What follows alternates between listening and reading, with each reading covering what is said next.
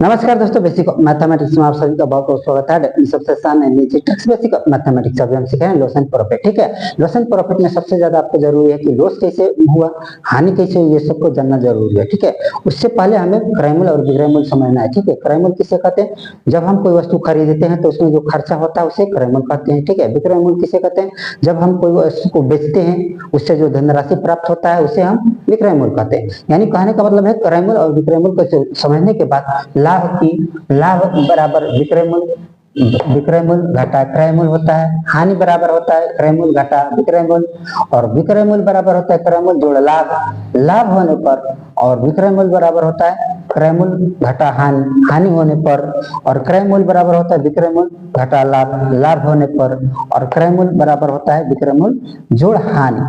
ठीक है, यानी क्रय मूल्य किसे कहते हैं? जब हम कोई वस्तु खरीदते हैं तो उसे क्रय मूल्य कहते हैं, और जब कोई वस्तु बेचते हैं तो उसे विक्रय मूल्य कहते हैं। ठीक है, तो बेचने और खरीदने का जो क्रम होता है वो उसमें हमें पता चल जाएगा कि लॉस हुआ है या प्रॉफिट हुआ है। ठीक है, अगर हम कोई वस्तु खरीदते हैं, मान लीजिए कलम है 50 रुपये में खरीदे और इसको बेच दिए 60 रुपये में, तो हमको लॉस हुआ कि प्रॉफिट हुआ, यानी लाभ हुआ कि प्रॉफिट हुआ, लाभ हुआ कि हानि हुआ। ठीक है, पता चल के, क्योंकि हम इसको 50 रुपये में खरीदे और 60 रुपये में बेच दिए, यानी हमको 10 रुपये का क्या हुआ?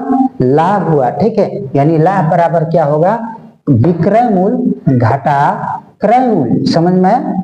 अब हानि को समझते हैं। मान लिया जाए ये इसी कलम को 100 रुपये में खरीदे और बेच दिए 50 रुपये में, तो लाभ हुआ कि हानि हुआ?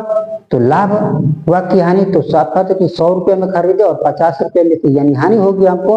अब कितना के हानि हुआ, तो हानि निकालने के लिए क्या करेंगे? हानि बराबर क्रय मूल्य घटा विक्रय मूल्य, यानी 100 रुपये में खरीदे और बेच दिए कितना में? 50 रुपये में, तो हमको क्या हो गया कि 100 रुपया में से घटा दिए 50 रुपये, तो घटा कितना हो गया?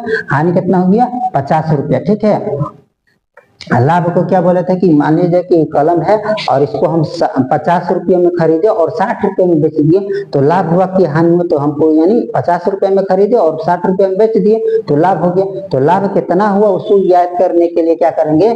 लाभ बराबर विक्रय मूल्य, यानी बेचे हैं कितना में? 60 रुपये में, तो यहाँ लिखेंगे 60, और घाटा खरीदे कितना है? 50 रुपये में, तो यानी यहाँ 50 लिखेंगे, तो कितना हो जाएगा? लाभ बराबर 50, 60 में से 50 घटा दिए तो 10 रुपया क्या हो गया? लाभ हो गया। ठीक है, तो क्रय मूल्य और विक्रय मूल्य को जिस भी स्टूडेंट को, छात्र या छात्रा को समझ में आ जाएगा तो लाभ हानि बहुत ही अच्छा तरीका से निकाल लेंगे। और जो सूत्र दिया है उसको अच्छा तरह से याद कर लीजिएगा।